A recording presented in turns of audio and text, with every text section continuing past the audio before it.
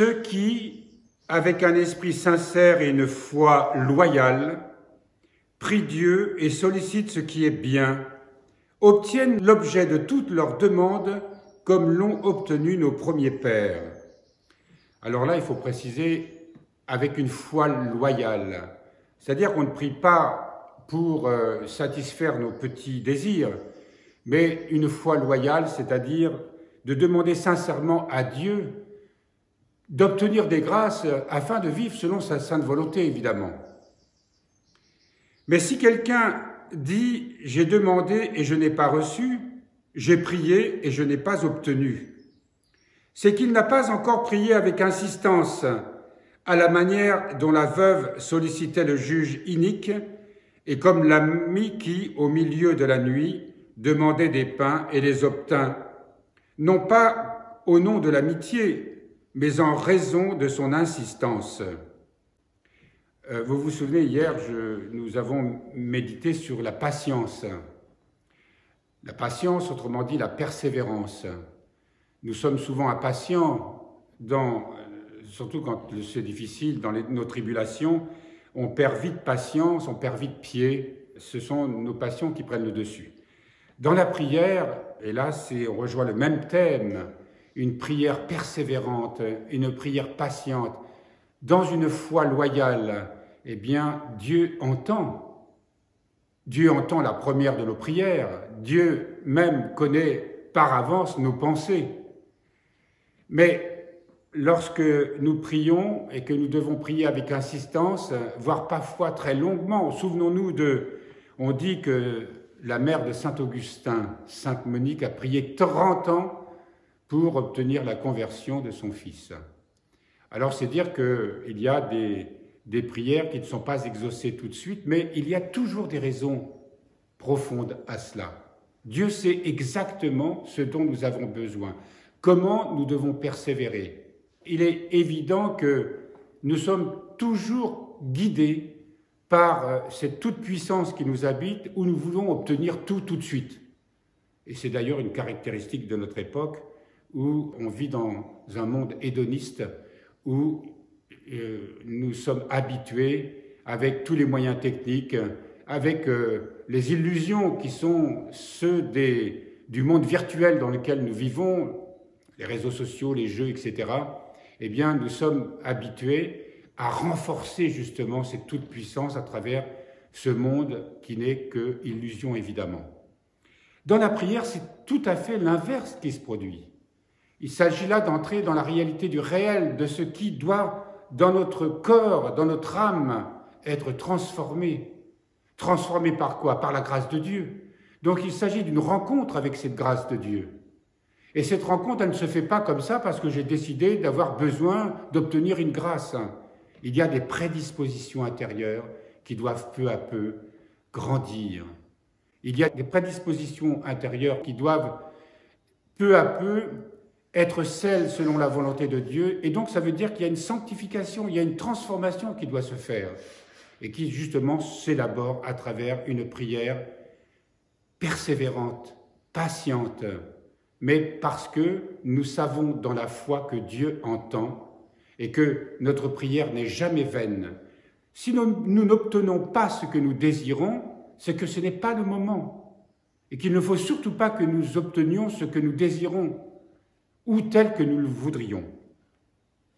Retour à la lecture pour montrer que dans la Sainte Bible, eh bien, il y a aussi beaucoup d'exemples de prières persévérantes. De même, Anne, dont l'âme était endolorie, obtint Samuel à force de l'âme et d'instants de prière. De même, dans la vallée de la tristesse, le peuple pleurait devant Dieu et à cause de ses prières et de ses supplications. Dieu lui suscita Gédéon et sauva Israël. En raison des prières mêlées de larmes d'Ézéchias, 15 années supplémentaires furent ajoutées à sa vie. Pour toi, si tu pries de cette manière, avec des larmes et de tout son cœur, sans hésiter, Dieu accueillera tes demandes. Vous vous souvenez, ce matin, on a lu la vie de Saint Stanislas de Pologne, et ce roi cruel et débauché qui a fini par être excommunié mais qui s'est converti et qui devient un frère laid dans un monastère, c'est-à-dire les frères laids, c'était les ouvriers qui savaient ni lire ni écrire. Il y avait des frères de chœur qui, eux, étaient des nobles, souvent, et qui avaient quelques lettres qui leur permettaient d'ailleurs de chanter des offices. Il est à penser que cette conversion, c'est aussi le fruit des prières de saint Stanislas et de beaucoup d'autres qui priaient pour la conversion de ce roi impie. Et voilà, au terme d'une vie, avec des événements évidemment qui l'ont un petit peu forcé la main, mais il y a cette conversion magistrale extraordinaire où il passe les dernières années de sa vie à demander pardon pour ses fautes. Et vous imaginez l'homme qui prend conscience de tous ses méfaits, de tout le mal qu'il a pu faire.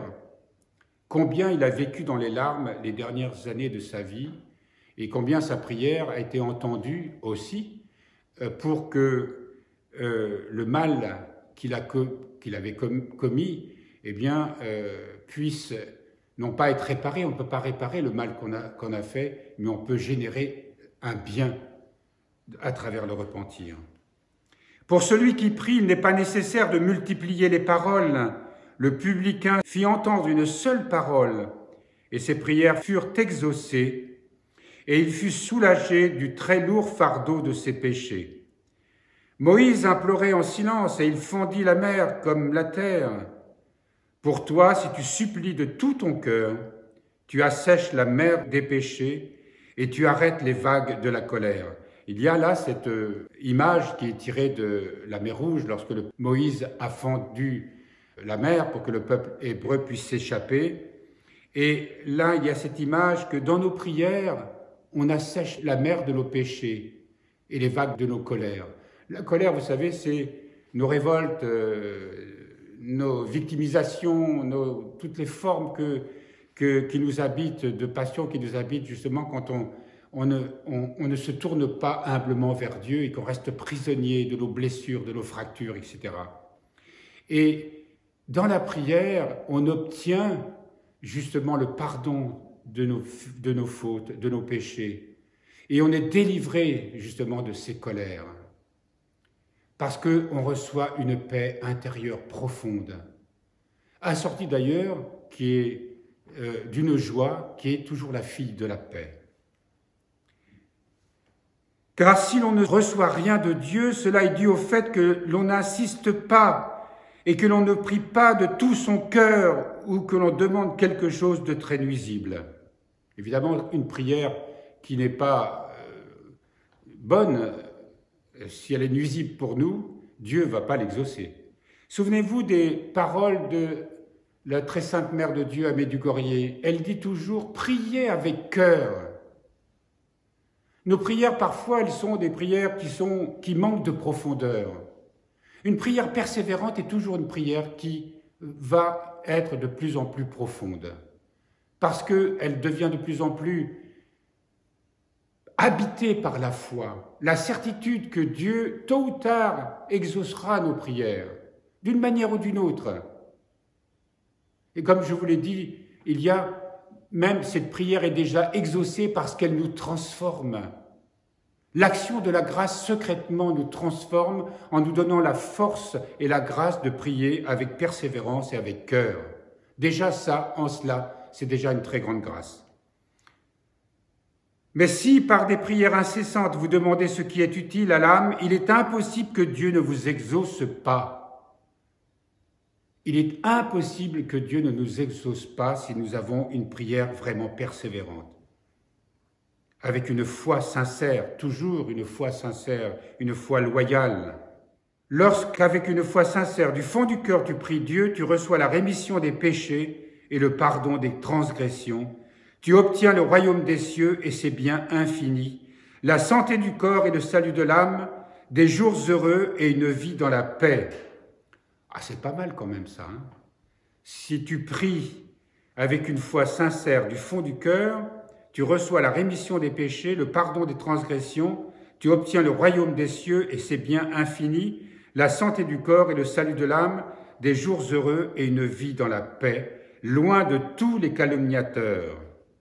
La prière pure, accompagnée de larmes et de miséricorde, ouvre les portes des cieux et monte aux oreilles de Dieu, à condition de l'invoquer sans relâche. Alors, ce qui est dit en finale est extraordinaire parce que nous obtenons tout.